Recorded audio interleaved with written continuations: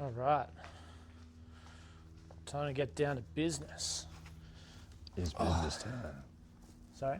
It's business time. It's business time. G'day guys, Dan and Trav from Paddle and Portage Canoes here. We have just got back from Canada and thought we'd have a bit of time to reflect, give you our thoughts on everything we did, let you know what happened.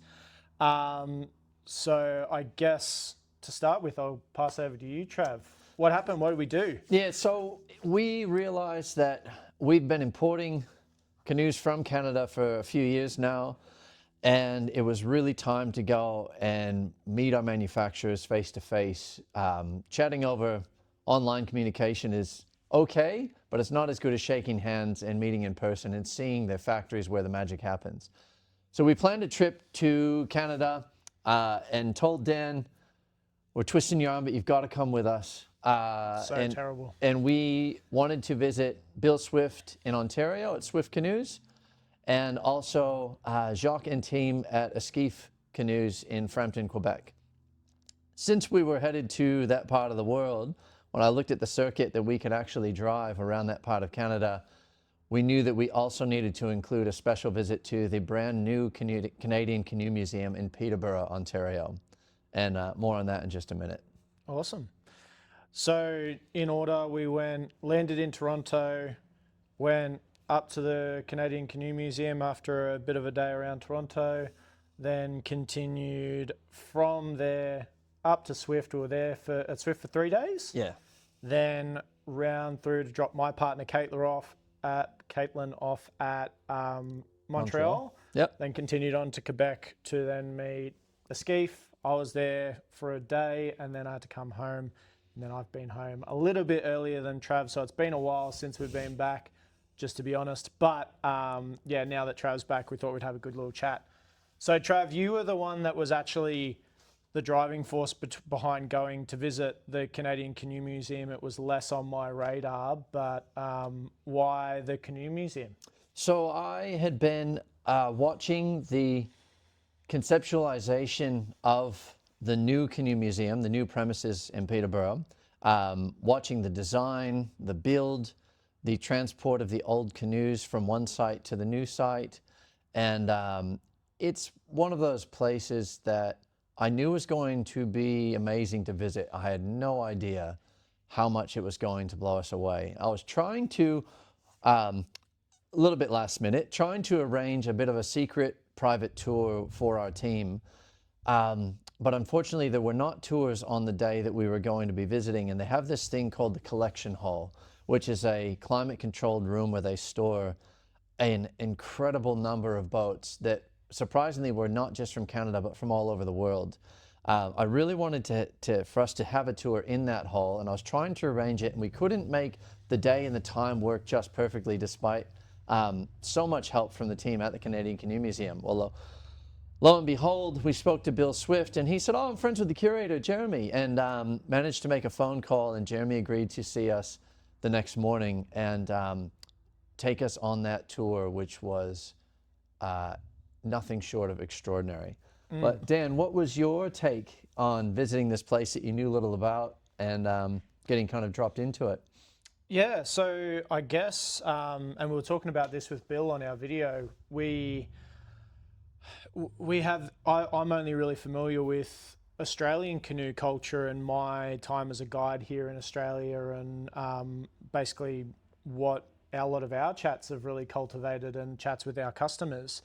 But to actually go over and see, like, one, about all the birch bark canoes and how their traditional canoe building started, and then how that has influenced canoe building over in Canada from there onwards, and then also to see just how useful they were as a craft in like moving goods historically through Canada. Because it's all good and well to kind of look at a map and in small scale and just see dottings of water all around the place and going, wow, that's a lot of water. But then to actually kind of have driven through, seen the rivers, seen the lakes, all those sort of things, and then realized, because it was quite flat compared to over here in Oz, where we were, to then realize, wow, that's the best way to transport goods because of the capacity of canoes that you just don't get with kayaks or other craft. That was how things moved about before they created cars and fully developed roads and stuff. So that was like, wow, really crazy. And then also to see how many different watercraft were throughout the world, because it wasn't just Canadian stuff in there. It was stuff from Polynesia, it was stuff from New Zealand, it was stuff from Asia, I think. South and Central America. South and Central America. Like, there was a huge range of different craft, all with its own story. So it was good to, one, see people so passionate about it, but two, to see just how relevant they had been through history in Canada. So that was like really, really cool for me. Yeah. Yeah. And to see certain boats that have played a part in canoeing history, from Bill Mason's red cedar canvas canoe, to give an example, was just unbelievable. I had to take a moment when everybody finally went away. I couldn't believe that I was standing there within arm's reach of this historic boat, and to have Jeremy then point out marks in the canoe that he'd heard from Bill's son Paul, that he said, oh yeah, that happened, you know, the first week we were using it or something like that, was really cool. I mean, to have that kind of, I've read books and watched movies with that canoe in it for so many years, to see it in the flesh, it's extraordinary. And it's lovely that there's a place that has this type of history on display. Yeah. So that, it was also really cool going from the private meeting, like the private room where everything was temperature controlled, and then seeing how well they did with the actual setup of all of the displays. Like, they were really, really well done. You had boats floating in the air, you had boats down low, everything had a story, but they also had like this really good connection with how they were used. So there was lots of like the layout of how furs would have been in the big 14-seater canoes. That's right. All rolled over, so laid out how they would be historically used as shelters. There was things like how the Inuits used to use seal skins to create balloons for hunting narwhal, and all these sort of things. So basically what we would recommend is, regardless of whether you're a paddler, but to go and visit the Canadian Canoe Museum, but also realize it's not just canoes, it's every sort of paddle craft you could think of all throughout history. So that was really cool. So if you're just interested in paddling or interested in history, it's really got something for everyone. Yeah. So that was really, really cool. Yeah, it's a must do. And so the collection hall is the historic large room where all the old boats are stored, and the exhibition hall is the museum section, which is the curated displays that are lovely. And my understanding is they change, parts of them change over time. Yeah. And we also got to meet Pinnock, the First Nations artist in residence, who was building birch bark canoes, smaller scale models, but learning, I thought I knew about birch bark canoes, but learning from him the intricacy in their design and the elements of construction that go into it. Like the fact that the ribs are not nailed in and they can be removed so you can do repairs. Well, he played it out like it was a very simple process, Oh, but yeah. Yeah, and the planking that they put on the bottom to protect the hull. So the birch bark, yeah, it's not super strong, but that is protected and reinforced with this stuff. I mean, that blew my mind. And that the finished result is not only functional, but lightweight and strong and infinitely repairable was pretty cool. Well, I found it really cool, the resin mixed with animal fat that they did to kind of make that work. It was really cool, but we could never do it justice talking about it here. No. And we could probably talk about it way too long without doing it justice. That's right, you gotta go. Yeah. And so then from there, we headed off a little bit later than we wanted to because it was hard to leave that place. We drove north to Swift. We're communicating with Bill along the way and saying, hey, Bill, our ETA is this. Just kidding, it's this. Actually, just kidding, it's this. We hit construction. And next thing you know, Bill said, hey, I was planning on taking you guys paddling to my buddy's cabin in the park tonight, and we're going to get here a bit late. Are you still keen to do it? And I'm very thankful that we said, yes. Let's go. Yeah. Yeah, because what was it like first meeting Bill? Get the boats on the car, let's get going. But we actually got to chill out a bit more once we got to the hut there. But it was awesome kind of seeing him. He's got like slight celebrity status everywhere he goes. He's waving, and actually, funny story I'll share here. Caitlin, when she got back, she had to go to Brisbane for a work thing, and she came across a Canadian woman, and she said she's from Toronto, and Caitlin was like, "Oh, I've just been to Algonquin, and we're visiting Bill Swift," and she's like, "What? You know Bill Swift? He's like celebrity." So yeah, that was a really cool thing to hear when I got back. But yeah, basically from the moment we arrived, it was just such a lovely experience, and Bill and Adrian, his partner, were so accommodating of us and spent some real quality time. And it was a really nice experience to have that one-on-one time for them to get to know us to get to know them, because we'd only really spoken to each other for maybe an hour at a time through a screen, which you just, obviously everyone knows that's not quite the same as having that connection one-on-one. And I guess they get to see us, our passion for paddling, and we got to hear Bill's story, which was really, really nice to have. And because we really liked that connection, I think it was really special for us, as both for business and for us personally. Oh yeah, and it was a very concentrated amount of time that somehow, I give credit to Bill, fit so much in, from a social paddle out to his mate's cabin, Ted, and a barbecue out there, and a sunset paddle by the Song of Loons on the way back, to staying at Algonquin Outfitters, which is his family's business that his parents started. That was amazing on Oxtongue Lake, waking up and breakfast at their house with waterfront, and then spending some time shooting videos, but being forced. He's a lot more efficient at videoing than we are. He's very like, much. Yep, this is what we're doing. But then being forced to paddle so many boats, it was just terrible. Yeah, it was rough. It really was cool to just look at the racks and racks and racks of canoes, and for Bill to say, "What do you want to try? I'd like you to try this, and tell me what you think about it. And I want to see you paddle the Cirrus, and what do you try the Lavier later?" And that was so cool to just chop and change boats. And hey, Dan, you try this one. I found it did this. What do you think? And Trav, you get in this one. I just had a burn in it, and I used this paddle and tried that. And what do you reckon? And it was the perfect nerd day. Oh man, that was so good. But it's the type of thing you have to go and do. Yeah. And we were torn. We really wanted to see the factory, but we really wanted to see Algonquin Outfitters.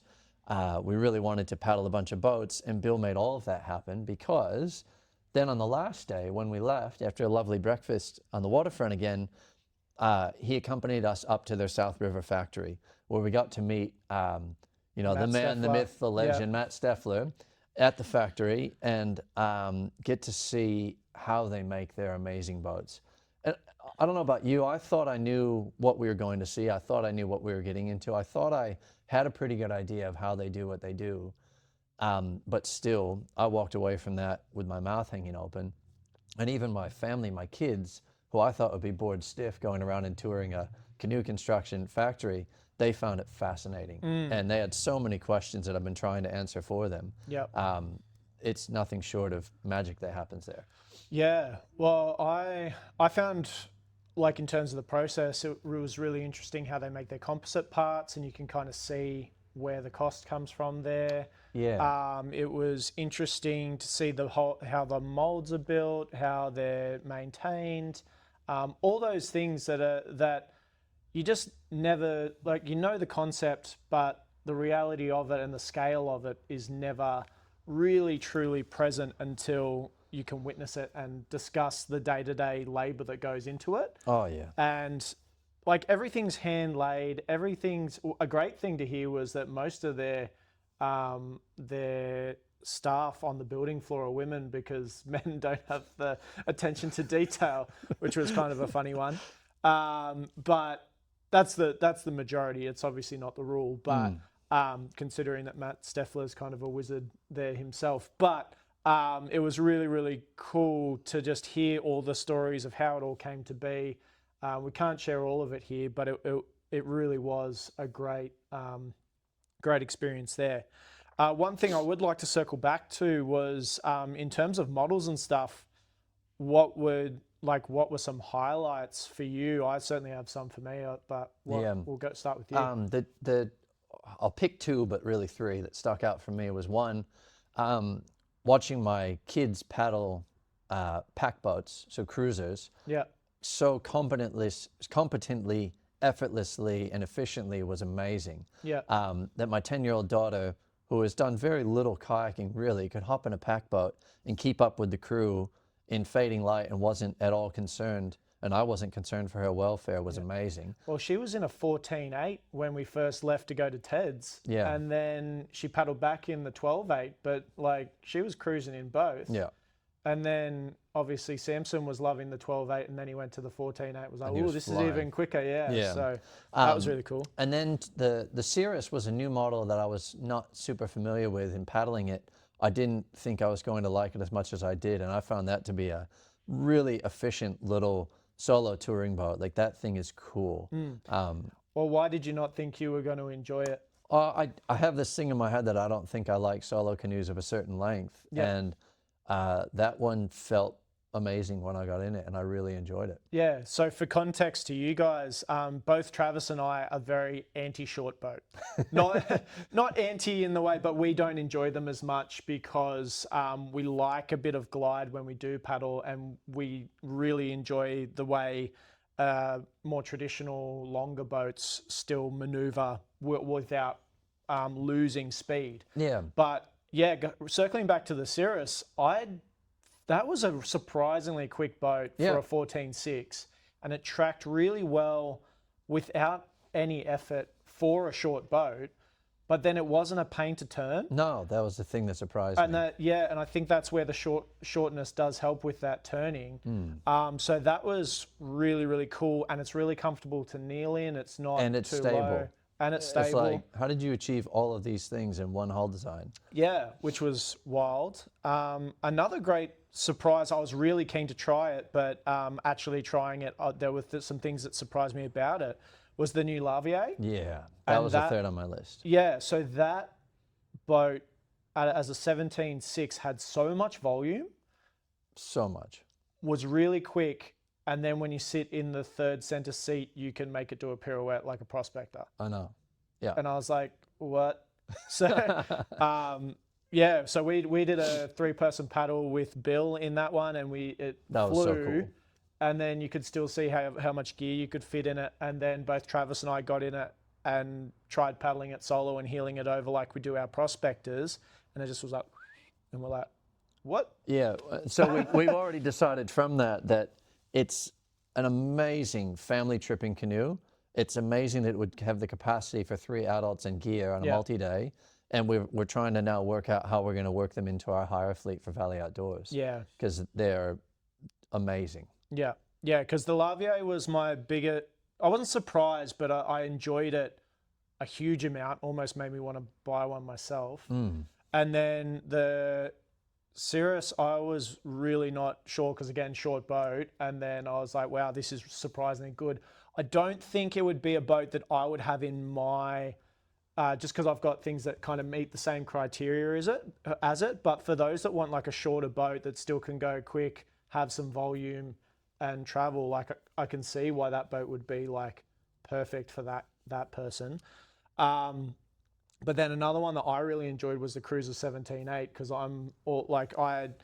for those that have met me in the store, I'm very much like, if I'm on a solo trip and I want to cover some ground, a longer boat that doesn't turn too much, but you can still turn if you need to, is really good for that, because I like to go like 30k an hour, like 30 kilometers in a day or something like that. Not 30k an hour, that might be a bit quick.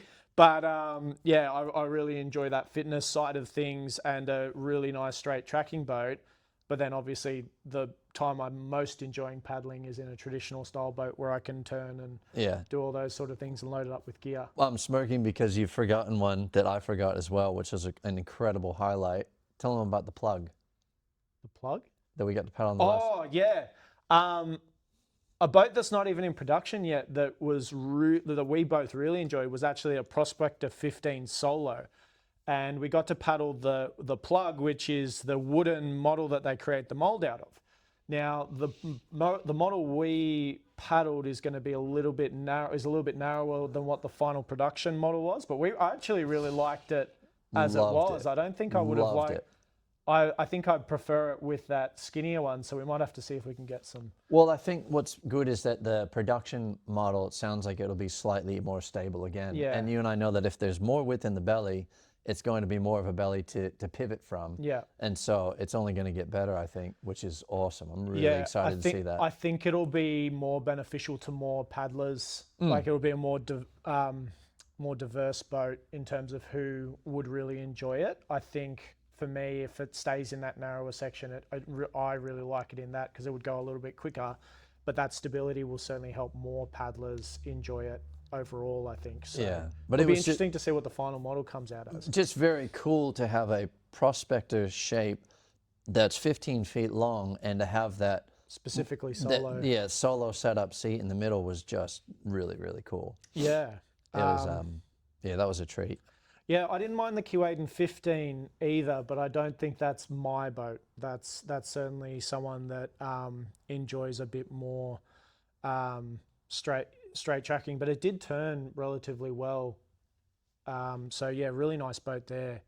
And yeah, then there was a couple of the whitewater specific ones, which I don't think would fit well in our market just because we've got such bony rivers, like the Dragonfly, which all paddled really beautifully, obviously, but they might not be relevant to people over here, I suppose, in the same way. But how cool and what a privilege to be able to paddle that many boats at their test paddling facility with Bill there telling us info about the canoes and then not being able to help himself and wanting to get in and paddle as well was just such a treat. Yeah, well, one thing on that I really love about Bill is he's the one that's like, he's really pushing for more models because they're not doing themselves a service by having, and he admits this, that they're not doing themselves a service by creating so many models because it's such a diverse line and so many molds to maintain, but they just love it. And there's a level of nostalgia that some of the models bring back from boats that he's paddled in the past, and just the mindset behind each model is so well thought out. From obviously David Yost coming and putting things together, but then it's discussions with Bill. Bill was building boats way back at the start, and then he's found a team that do just amazing things, and that was really awesome to understand. At my friend's farm in upstate New York, he showed me his garage, and he's got an old Swift canoe hanging from the rafters in the ceiling. Yeah. And it predated much of the model, the build style that we see now.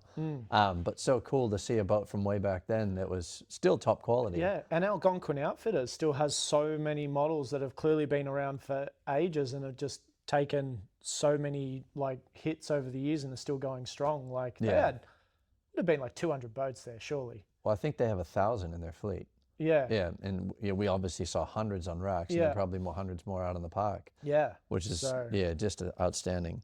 Yeah. And so I think we'll be able to show some footage in this of some of those hulls that we got close-ups of, the well-loved boats.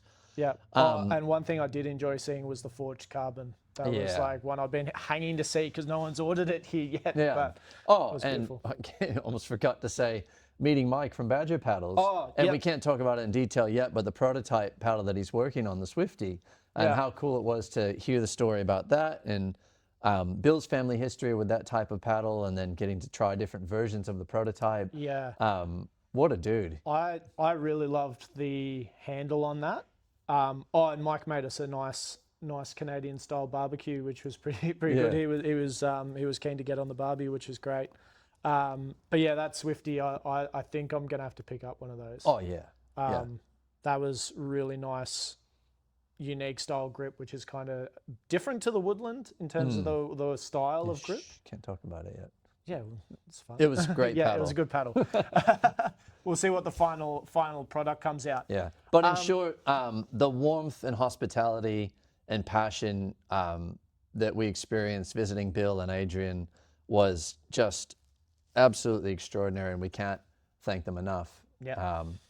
And for Bill, definitely 2 thumbs up. 2 thumbs up for sure. 4, I guess. So it was very hard leaving South River, the factory, after meeting Matt. We had a very, very long drive to Montreal. Yeah, it was like 7 hours. Something like that, and Caitlin had to fly out the next morning. And then from there, we cruised across into Quebec, into Frampton, Quebec, stayed in the vicinity and had a morning meeting on Monday with Esquif. Yep, with Jacques and Alexandre over in Esquif. Yeah, that factory was a whole different experience, but I couldn't believe how little people they needed to just be efficient in there. Like, it's so well thought out. So efficient. And the way that, like, when we got it, the whole story of how T-formex came about in a time of turmoil in the industry was really, really cool to hear. And for those that don't know, T-formex came about when Royalex got discontinued from the company, you might know, the Poly One had purchased it from Spartech. Yeah, so it got bought out, and they decided it wasn't for their business model. And then the canoe industry was like, "What? Can't lose this." And Esquif was so well set up. And what I love about that whole story is Jacques another wizard of everything. He does welding. He figured out the whole process. He made the equipment that could have cost millions. He did all that stuff, and it's kind of that self-made story of someone that just was determined to make it happen. So that was a really cool part of understanding Esquif a little bit better. Yeah, my understanding and poor recollection of history was that he had identified that the industry had an issue with just a sole provider of the material that was not necessarily in the paddle sports industry, and that was a risk. And so I think he had started developing what would be T-formex whilst Royalex was still in production, so that when Royalex it was announced that it would be discontinued, they were well on their way to creating the replacement material. Yeah. And so I had seen T-formex, had paddled T-formex. We'd received T-formex boats long before we started working with Esquif. And I'd been in a factory where Royalex boats were formed, but I have never seen the actual construction of the material itself. Yeah. And I couldn't believe that the material just literally comes and rolls, and they've got different colored skins and inner layers, and they've got layers of foam and layers of ABS. And for him to show us the map of the layout of a sheet, and this is important for everybody to understand, that each sheet of T-formex is specifically designed for the canoe that it's going to be, and that each sheet differs based on the design, intention and the uses of that boat. Even more so now with the introduction of T-formex Lite. Yeah, exactly. Yeah. And so they have the ability to selectively offer reinforcement to different parts in the sheet and to make some sheets tougher than others in order to have that particular sheet for that boat be the best design it could be, to both minimize weight but increase durability and strength. And the result is extraordinary, that you end up with a stiff, purpose-built canoe that will hold its shape, has a bit of memory to it, is self-buoyant, in some cases paddles like a composite boat would, but is as tough as a plastic boat could be. Yeah, I found the vulcanizing process really interesting. So like when they start as these sheets, they need to make it into one material. So they basically have a massive oven that they used to make jet parts out of. Or, it's an autoclave, and he said he bought it in Texas. Yeah. And essentially made it fit his purpose. Yeah. I mean, I'm not even exactly sure how the autoclave works, but I know it's a combination of temperature, pressure, and things like that.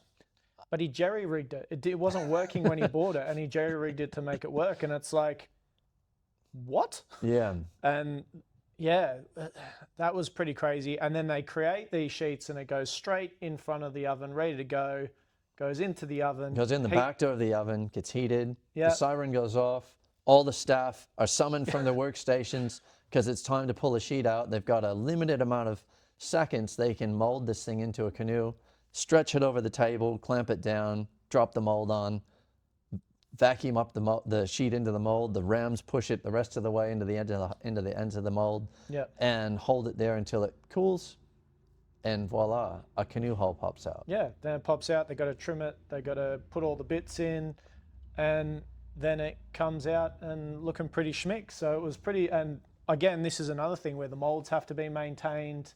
They have to jerry rig a bunch of things to make it work for their purpose. It was really, really cool to watch. And the fact that they only had like 8 people in the factory when we were there, and they were functioning really well. Yeah. And they just know what to do. And they've even thought about how people's attention span gets like dealt with, and that it's people, all part of the process. Well-being, that people are constantly on the move, walking from station to station. They're getting their step count in. The lighting was brilliant. It was a very clean, tidy workspace. It was very impressive. And even that he was concerned, Jacques was concerned about WH&S and exposure to sound, that he's got all of the noisy machines and compressors in a separate room outside of the factory was just brilliant. Like, he's really thought of everything and has created an amazing facility there to create some extraordinary canoes. Yeah. Well, also considering like the demand for their boats nowadays, it's crazy to think how small their team is and how well they're doing to make it work. And that was a really cool thing to kind of understand. And I kind of understand why they don't want to sell to general public now, because it's another thing to add on their plate when they've got such a small team. So it's really and great for everyone. So they've got some very specialized people to talk about it based on the use in their area. So yeah, that's right. That was really cool. And so it was interesting to get to directly ask some of those questions in person to Jacques and Alexandre about things we had heard. There's been some online questioning about the toughness of the new T-formex. Is it as tough as Royal X and things like that? And it's been well and truly field tested by some of the on some of the hardest expeditions you can have. But people have been saying, look, I just bought my boat and it seems a bit softer and I've got some dents in it from its first use. And that was a real concern, that we'd heard some I guess commentary online that people were saying, oh, look, when the material's fresh, it can be a little bit soft, and it actually does harden over time. Yeah. And then what was Alexander's response to that? With the high demand, boats have been getting on the water faster than they ever have previously. And straight out of the factory and under the water. And it does harden over time, it turns out. So if you're looking to go and do the biggest, hardest expedition, hitting rocks the whole time, a week after the boat's come out of the mold, it might not be at its full potential. So it's really cool to understand that material a little bit better and know that the material will meet the needs that it needs to, but you also need to understand just how it works on a chemical level. Yeah. And that was a really good education for us, knowing that and being able to help people understand that better. Yeah. So yeah, I found that really interesting. It actually made sense a lot to me based after seeing the process. Well, we've noticed it in our own boats. Yeah. That they do feel tougher over time. Yeah, but you can even understand why it's a bit softer when you see how the thing's formed. Yeah, the sheet has just been made and then just been formed. Yeah. It's experienced a lot of change. Well, when it first comes out of the oven, I got a cutoff that was just there and it was floppy in my hands like this. And as I was holding it, it stiffened and became stronger. But you can just realize how much heat it's under in the initial process and how that changes that whole chemical process, which is cool. And I was surprised when I think Jacques touched one of the rolls. He said, yeah, this is the foam. And I'm going, it's flat. Where's the airspace? And realizing that the actual bubbles in the foam appear in the process. I'm not sure if it was in the vulcanization process or in the oven. In the oven, because it was really thin out of the vulcanizer. That's right. And and that it literally expands when it's heated, and that's where the air bubbles find their way into the foam to create the buoyancy inside the hull. And that was really cool to see. Yeah, I found that really cool too, because when we saw them in the process of putting the gunnels and everything on, you could see just how much more thick the material was than before it went in the oven. It would have doubled or tripled in thickness, I reckon. Yeah, maybe even more. But yeah, it was really cool to see that. Yeah, and one of the things, it's interesting, us being in Australia, when we're choosing the models we want to bring to Australia and you haven't yet seen them, it's always a bit of a risk, And so for us to pick through the rocks at Esquif and to go, ooh, here's the orange camo on Blue this cargo, camo? blue camo too Yeah. on the Cargo 15 or on the Heron, or the one I really wanted to see, not see, I wanted to touch, was the Miramichi 20. Yeah. And I mean, here's a 20-foot T-formex canoe. It was set up as a tandem. And on paper, I don't recall what the weight said it would be on paper, but I was going, well, this is going to be a brick. No one's going to be able to lift this. And I said, Jacques, can you move your motorcycle, please? I want to lift this canoe up. Yeah. And he did. And I hoisted the thing up, and it felt like it did not feel as heavy as I was expecting it to. We were all. discussing how we've had 16-foot boats come through here that had 3 seats in them that felt a lot more hard to lift than a 20-foot T-formex boat. Exactly. And that was like, okay, so now we're considering a couple for our hire fleet for families it's a done as deal. expedition boats. Yeah. I mean, this would be a true 4-seater canoe with room for multi-day equipment at a weight that is manageable, more than manageable on and off the car. Certainly with 2 people and with a strong solo person, I would feel very confident lifting that myself with 4 seats.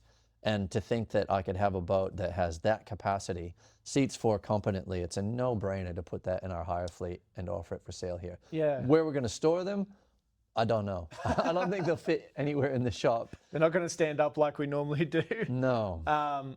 Another one that I really liked when I got to finally see it in the flesh, because we haven't imported one yet, was the Echo. Oh, yeah. That was a really nice lightweight and very cool. Yeah, really nice little solo boat. And sounds like they might have something new based around the Echo coming out in the future. So keep an eye out for that. Yeah. So, yeah. So many cool things. So many cool things. And to reemphasize again that T-formex Light, it really is quite an ingenious creation, I guess, to take something that was already a replacement for a long lost material, being T-formex replacing Royalex, but then to go, how can we find efficiencies and make this lighter? And there's efficiencies in the sheet construction, there's efficiencies in the gunnel design, and there's efficiencies in the timber that they use. Instead of using ash, using poplar. The fact that overall the weight savings are around what? 15 to 20% in some boats. Yeah.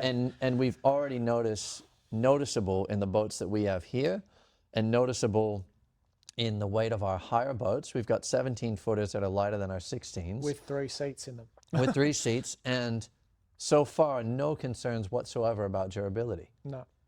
And that's remarkable. Well, it's also, and it's really cool to see a material that's bridging the gap between composites and thermoformed boats. And that is, kind of changing where the price point sits there.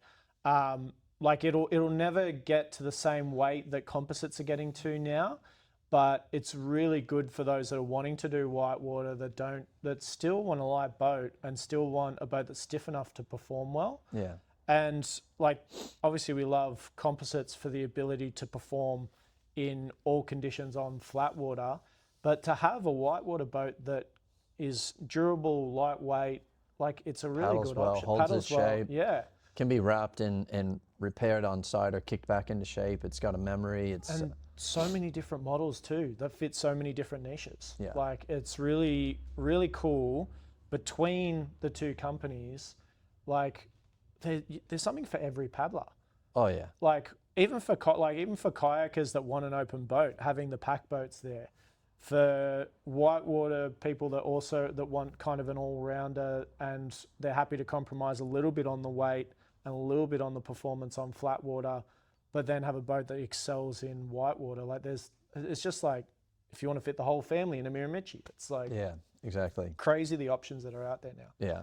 I mean, and it's hard as a paddler, thinking, if I had to pick one boat, what would it be? I can't. There are some in there that would do most things I would want to do, but I couldn't decide on just one. Yeah. I could pick 2 if I had to, but yeah, just really amazing. And we are, just to reemphasize, we're really stoked with the amount of, I guess, the diversity of canoes that we're able to offer and hopefully inspire people to want to use within Australia is really cool. We're just very proud of where we're at with the range that we've got to offer, the quantity of different types of paddling that they make available. We're very happy with the relationships that we have with our manufacturers. Things are just feeling strong and fantastic, and making that trip to Canada was not only enjoyable, but just very necessary to make that physical connection. We're very much looking forward to hosting both Bill when he comes to Australia, and Jacques promises he's going to make the trip as well.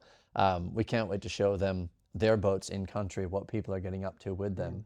And when those trips come together, we'll be sure to make it known so that people who enjoy their products can possibly come and meet them themselves and tell them about it. Yeah. Well, I just loved seeing the passion in the people we work with. Yes. And it mirrored our own, and we felt that in person which was, I think, the main thing I took from this trip. Yeah. Was the passion from us as well as the people that we work with, and just trying to build the sport here in Australia. Yeah. Was really quite nice.